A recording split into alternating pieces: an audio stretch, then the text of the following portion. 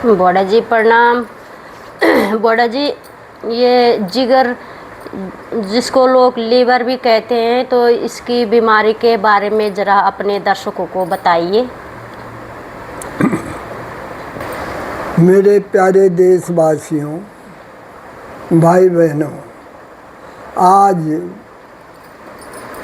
के वीडियो में हम सभी दर्शकों को ये बताने की कोशिश कर रहे हैं कि जो हमारे छाती में वक्षस्थल में लीवर होता है, जिसको जिगर की बीमारी भी कहते हैं, लीवर कहते हैं, और इसकी अंग्रेजी में इसको जो है हेपेटाइटिस कहते हैं, मानी जिगर में सूजन हो जाना, हेपेटाइटिस, या उसको और भी कहते हैं जब ये बिगड़ता है तो इसको सिरोसिस ऑफ द लीवर भी कहते हैं। ऐसे इस रोग में, हृदयजन्य रोग किन कारणों से होता है? ये यकृतजन्य जो है, हृदय तो मैं पहले बोल चुका हूँ, ये जो लीवर में जो बीमारियां हैं उनके किन किन कारणों से होता है। तो आयुर्वेद कहता है उसका निदान जो है, कारण, रोग का जो उत्पादक कारण है उसको निदान कहते हैं। तो उसमें कहते हैं कि मिथ्याहार विहाराभ्याम दोषा यामा श्रेयस्थिता बहिर्ग्नि कोष्ठाग्नि रोगास्यु बहुभाविधा। देखिए कितनी बड़ी बात है कि जब आदमी मिथ्याहार विहार, आधुनिक जीवन शैली में, पाश्चात्य खान पानों में और अपने सात्विक आहारों को छोड़ करके मद्यपान, इस तरह की बीड़ी आदि नशीले पदार्थ, इनके सेवन से क्या होता है कि हमारी अग्नि जो जठराग्नि आमाशय की वो विकृत हो जाती है, और विकृत होकर के हमारे जो पाचन संस्थान है, पाचन संस्थान में आप देखते हैं कि हम जो मुंह से हम जो अन्न खाते हैं, ये फोटो आप देख रहे हैं, ये मुख से हमने खाना खाया, दांतों ने चबाया, और ये छाती है, इसके दोनों तरफ फेफड़े हैं, ये नली है खाने की नली, इससे खाना जो है धीरे धीरे यहाँ लीवर है, इधर जो है फेफड़े हैं, इनके नीचे हृदय है। तो ये आप आकार देख रहे हैं कि ये लीवर जो है नारंगी रंग का जैसा होता है, जिगर जिसे कहते हैं, इसमें विकृति होती है। तो आमाशय में विकृति होती है, लीवर में विकृति होती है, और इसके अंदर पैंक्रियास होता है, अग्न्याशय ग्रंथि, इसमें विकृति होती है। इसी के अंदर बाइल डक्ट होता है जो भोजन में ड्यूडिनम में जाता है। तो ये जो शरीर की रचना है, ये सारे भाग, इनमें सब में क्या होता है कि पाचक अग्नि विकृत होने से यकृत के रोग, लीवर की बीमारियां हो जाती है। ये आप भली भांति समझ गए हैं कि ये इस तरह से अनेक प्रकार के रोग, यकृत का इनलार्जमेंट हो जाना, उनमें शोथ हो जाना, उनमें जो है चर्बी आदि का भी जमाना, या कभी कभी क्या हो जाता है कि यदि ठीक उपचार नहीं हुआ तो कैंसर तक की भी संभावना रहती है, उसमें उसके अवयवों में विकृति आने से। ये तो आप भली भांति समझ गए हैं कि ये किस तरह से हमारे इन अंगों में सब में विकृति का ध्यान होता है। इसलिए पाचन व संस्थान पित्त का जो है, क्योंकि पित्त ही भोजन पचाने का काम करता है, इंसुलिन पैंक्रियास तैयार करता है जो हमारे शरीर की रक्षा करता है, डायबिटीज जैसी बीमारियों में बचाने में लाभ करता है। तो लीवर इतना प्रमुख अंग है, ये भली भांति आप समझ गए हैं। क्योंकि इससे क्या होता है कि रोग जो होते हैं, इसके साथ साथ प्लीहा भी हमारे साथ है, स्प्लीन जिसे कहते हैं, प्लीहा और किडनी, ये भी जो है भोजन के क्रियाओं में सहायक होते हैं, मदद करते हैं। तो ये जो अवयव हैं, इनको सुरक्षित रखने की ज़रूरत है ताकि हमारे शरीर की स्वस्थ क्रिया बनी रहे। इसके अलावा लक्षण क्या होंगे मेरे मित्रों? अब लक्षण सामान्य से आपको इन्हें बताया।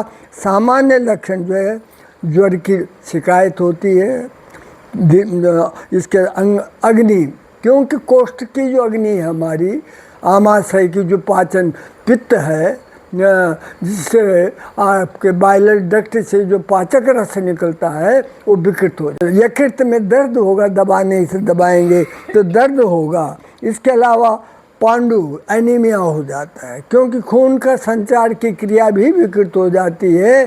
तो इसलिए यदि आपने इलाज ढंग से नहीं किया तो कभी कभी ज्वाइंटिस भी होने का खतरा रहता है, पीलिया जिसे कहते हैं। और इससे जो रक्तक्षय हो जाएगा, खून नहीं बनेगा, खून की क्रिया ठीक नहीं होगी।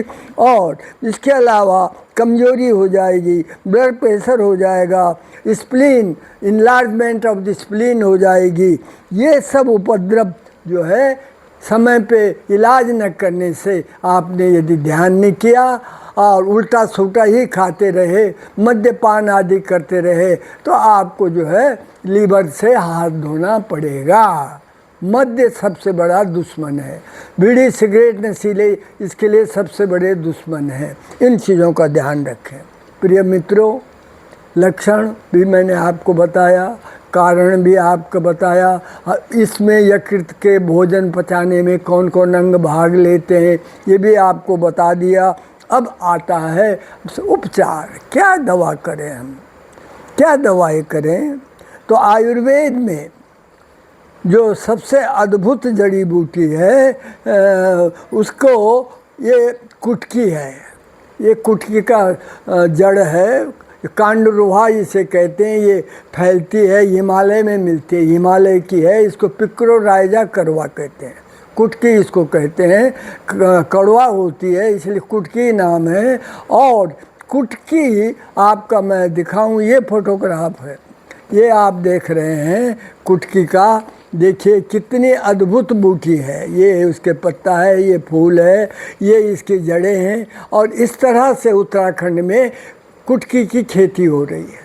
खेती बाड़ी भी वहाँ पर जोशीमठ और पिथौरागढ़, इस तरह से कई क्षेत्रों में, उत्तरकाशी के गंगोत्री के क्षेत्र में, जमुनोत्री के, इनके किसान लोग खेती कर रहे हैं। खेती से अब इसका उत्पाद हो रहा है कि जंगलों से इसका निकालना, अनैतिक विदोहन करना गवर्नमेंट से इसके लिए जो है निषेध है, इसलिए इनकी खेती भी शुरू हो गई है। तो ये आप समझ गए हैं। दूसरी जड़ी बूटी जो है इसमें काम करती है, दूसरी जड़ी बूटी उसमें काम करती है पुनर्नवा। पुनर्नवा भी बहुत ही अच्छी दवा है और उसको भी मैंने आपको पहले बताया था कि पुनर्नवा, बोहेरबिया डिफ्यूजा उसको कहते हैं, वो भी सोच में बहुत काम करती है। कुटकी काम करती है, पुनर्नवा काम करता है। सरपुंखा, सरपुंखा यकृत और पीलिया दोनों के लिए अद्भुत दवा है। कालमेघ, ये दवाइयाँ उसके ग्रामीणों के आसपास मिलती है, आसानी से ये कोई मिल जाती है, सरपुंखा मिल जाता है, इस तरह से भूया आंवला मिल जाता है। इनसे आप उपचार करके जड़ी बूटियों से लाभ करें। इसके अलावा दवा में क्या लें?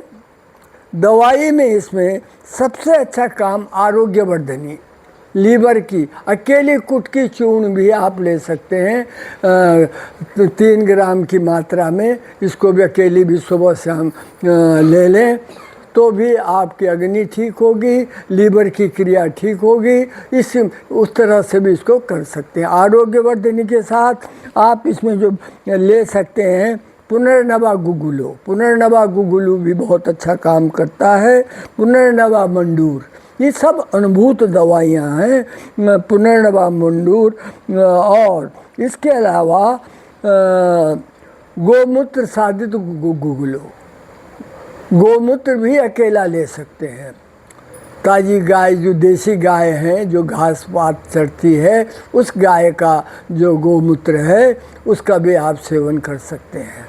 या ज़रूरत पड़े तो आप गोक्षरादि गुगुलू के साथ या आप जो है पुनर्नवा गुगुलू के साथ ये इसको जो है गोमूत्र के साथ भी ले सकते हैं। इसके अलावा आपको जो है इसमें एक और काम करती है वर्धमान पिपली रसायन। मैंने आपको बताया है कि दीपन पाचन के लिए 15 दिन आप जो है 5-7 उससे पिपली दूध और पानी में उबाल के पका के छान के उसको ले सकें तो पिपली कल्प भी 10-15 दिन तक जो है 5 से ले जा कर के 15 पिपली तक इसको ले जाएं और उसी तरह से उनको घटाते जाएं और 5 पे आ जाएं। तो इस क्रम से क्षीर दुग्ध साधित पिपली का प्रयोग भी इसमें अच्छा लाभ करता है। पाचन में आपको बताया चित्रकादि बटी है, सूत शेखर रस है, इनका आप प्रयोग कर सकते हैं। अग्नितुंडी आदि बटी हैं, रसोन बटी है, इनका प्रयोग कर सकते हैं। इसके अलावा आसव अरिष्ट में आप जो पुनर्नवारिष्ट होता है, द्रक्षारिष्ट है, रोहितक की छाल भी बहुत काम करती है। यकृत और पीलिया में रोहितकारिष्ट भी लोग बनाते हैं, उसका आप सेवन कर सकते हैं। बाकी आपका जो है ये आपको बता दिया है। इसमें जो है ऋतुचर्या, दिनचर्या, जो आपकी दिनचर्या उसका खास ध्यान रखिए। प्रातः मुहूर्त में उठिए और ध्यान करके जो है, क्योंकि उसमें शुद्ध वायु होती है, प्राण वायु, ऑक्सीजन आपको मिलेगा। आप पड़े पड़े लेटे हुए हैं तो आप जो है अपने स्वास्थ्य के प्रति जो है अविश्वास पैदा कर रहे हैं। इसलिए जो है दिनचर्या, रात्रिचर्या और ऋतुचर्या, इनका जो है स्वस्थ व्रत के नियमों का पालन करें। खान पान जो है हल्का, तेज़ खटाई, तेज़ मिर्चें, इनका सेवन न करें। नींबू पानी आप प्रयोग करें। छाछ, तक्र का सेवन कर सकते हैं, उसमें त्रिकटु डाल सकते हैं, उसमें यवानी, अजवाइन, चूर्ण, सेंधा नमक आदि का भी प्रयोग कर सकते हैं। और चावल, अच्छे चावल आप ले सकते हैं। इसके अलावा जो है आप खाने में आप जो है मूंग की दाल है, मसूर की दाल है, जानकारी आपको दे दी। और आपको यदि कोई इनमें वो हो तो अपने निजी डॉक्टर से भी बात करके उनसे भी सलाह लेते रहें और ज़रूरत पड़ने से मुझे भी अवश्य बात करें। धन्यवाद। जय आयुर्वेद।